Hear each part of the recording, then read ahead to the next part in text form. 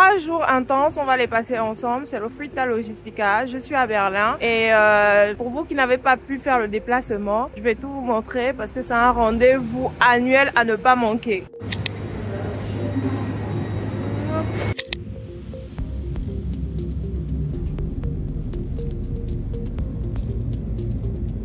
Je suis arrivée au MES de Berlin et du coup là on va faire le tour des stands pour rencontrer d'abord les fournisseurs afin de savoir quelles sont leurs difficultés. Je vais commencer par les fournisseurs africains et ensuite on va se mettre à la recherche des acheteurs parce que une fois on a le fournisseur on pourra maintenant les connecter à des futurs acheteurs. Donc c'est ceux qui ne savent pas, le Fruit Logistica c'est un grand salon dédié aux produits frais, notamment les fruits et légumes. Donc vous avez les exportateurs de fruits et légumes, vous avez la partie logistique avec tout ce qui concerne les compagnies maritimes pour le transport, le cargo, les expéditions. Et vous avez aussi la partie technologie, innovation avec toutes les startups qui innovent dans le secteur agricole. Donc c'est vraiment un rendez-vous annuel à ne pas manquer. Et si vous vous intéressez au négoce des matières premières, c'est là où il faut être. Malheureusement, beaucoup parmi vous n'ont pas pu être et donc je vais me faire le plaisir de vous partager cette expérience avec vous. Donc restez connectés sur la chaîne. Donc on est en plein dans le salon. On est en train d'aller au hall où il y a plein de fournisseurs africains et après je vous reviens.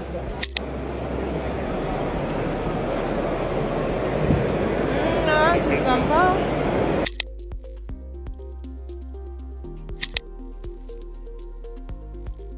Alors, bon, on se pose un peu, c'est hyper grand, je pense qu'il y a 5 ou 4 halls comme ça.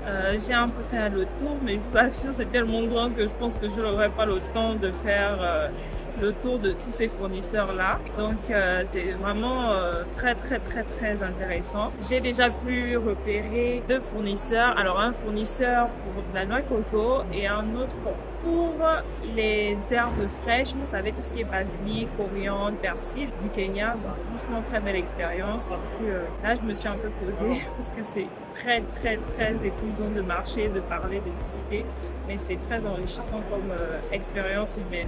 Donc voilà, on est là 3 jours et on espère qu'on va décrocher notre beau contrat. Enfin de retour chez moi, je vous assure c'était vraiment une journée épuisante. Pourquoi? Parce que c'est tellement grand, il y a tellement de choses à voir, on rencontre pas mal de monde, on discute des produits, des méthodes de paiement, de la situation économique du monde, etc.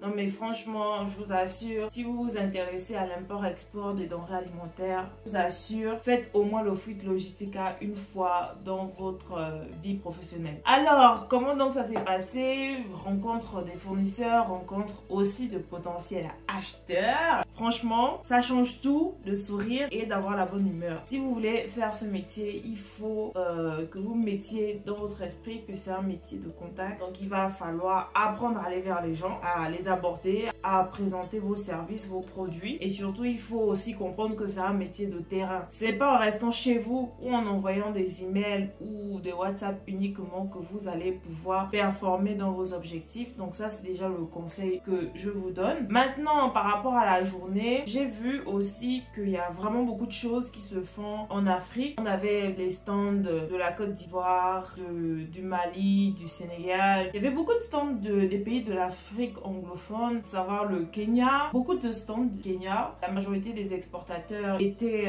des exportateurs d'avocats parce que c'est une culture qui est très présente là-bas et je pense que le gouvernement kenyan a mis en place des subventions pour vraiment booster ce secteur d'activité là. Donc on avait des fournisseurs du Rwanda, du Zimbabwe, de l'Ouganda. Non mais franchement aujourd'hui j'ai découvert beaucoup de choses qui se font. On avait des fournisseurs du Nigeria, du Ghana. Il y avait des produits frais, des produits séchés, des produits transformés comme la farine, le gari, etc. Après avoir fait les différents stands africains, j'ai aussi visité d'autres stands, hein, les fruits et légumes d'Europe, de Chine. Non mais franchement c'est une belle découverte, il y a tellement de choses, des fruits que je n'imaginais même pas. Ce qui est bien bien aussi à ce salon-là, c'est qu'il n'y a pas que des producteurs, il y a des resellers, il y a des wholesalers. Il y a également des entreprises qui sont dans la tech, qui ont des applications pour vraiment connecter les farmers, donc les agriculteurs et les clients finaux, s'ils font par exemple de la ferme à l'assiette. Donc vous avez aussi des entreprises qui sont des entreprises de logistique, de cargo, de transport de marchandises. Donc si vous voulez faire de l'import-export et que vous cherchez par exemple des entreprises de cargo, elles étaient présentes aussi. Il y a aussi des transitaires avec qui j'ai pu discuter sur un peu l'expédition des marchandises. Vous savez, les transitaires, ils savent qui sont les exportateurs et qui sont les importateurs. Donc dans votre réseau, ayez au moins 2 transitaires très importants. Petit conseil. Voilà en gros comment la première journée s'est passée. Mais il y a quand même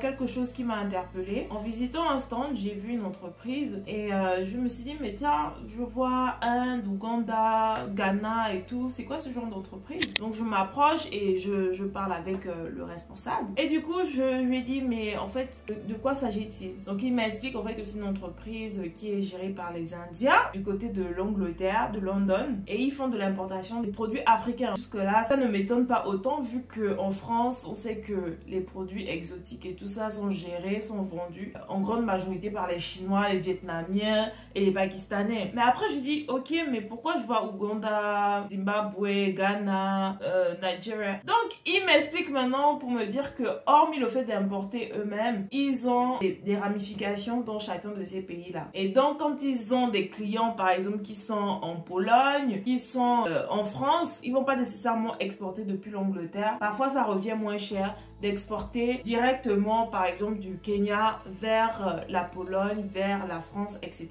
Et c'est comme ça qu'il fonctionne. Jusque-là, j'avais bien compris le business model. Il continue de m'expliquer qu'en fait, c'est un groupement de personnes qui travaillent ensemble et j'ai vu que c'était des Indiens. Et donc, parmi les personnes qui étaient là sur le stand, il y a un membre qui se lève, qui me dit, ah, madame, vous importez et tout. Moi, je fais de l'igname du Ghana. Je le regarde, je suis un peu intriguée parce que c'est un Indien, ok.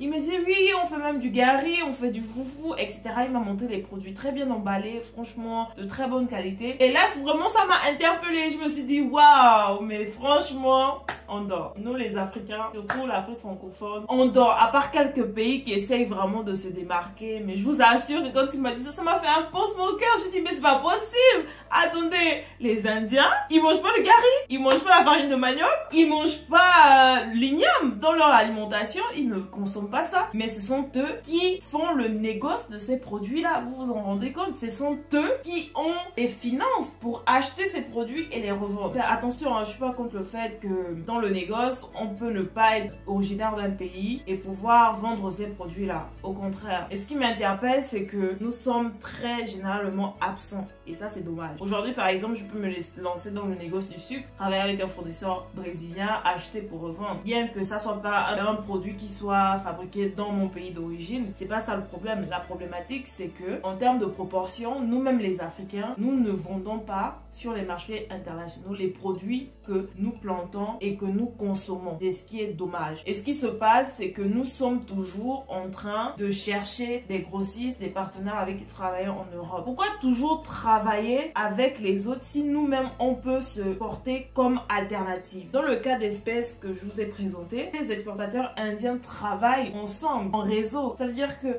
il y a dans la holding la maison mère qui est à London et chacun s'est réparti un pays dans lequel il fait les activités d'export. Donc vous aujourd'hui qui me suivez, vous pouvez être en Suisse, en Angleterre, en Allemagne, en France, etc. Pourquoi simplement ne pas travailler en réseau? Il faut que l'on dépasse cette partie-là de toujours dépendre des autres, mais nous-mêmes apporter de l'alternative. Nous avons nos frères qui sont sur le continent, qui font des produits extraordinaires. C'est nous maintenant, nous ici, qui devons nous lancer dans l'importation des produits. Il faut que nous ne soyons plus toujours là à chercher des grossistes, des wholesalers, des partenaires à qui revendre. Mais il faut que nous puissions nous aussi nous installer en tant qu'importateurs. Et quand je dis importateur, c'est pas importer qu'une tonne. Vraiment mettre en place des réseaux où nous pourrons aussi avoir la force de frappe afin d'importer. Pourquoi ne pas créer des supermarchés africains spécialisés dans la distribution des fruits et légumes d'Afrique, comme l'ont fait les Chinois par exemple à Paris avec Tang Frères? C'est possible de le faire. Il faut juste que nous apprenions à travailler en réseau. Donc c'est vraiment ça le retour d'expérience que je tenais à vous partager aujourd'hui. Ne dépendons plus des autres. Créons nous-mêmes nos propres alternatives. Il va falloir que nous aussi Africains,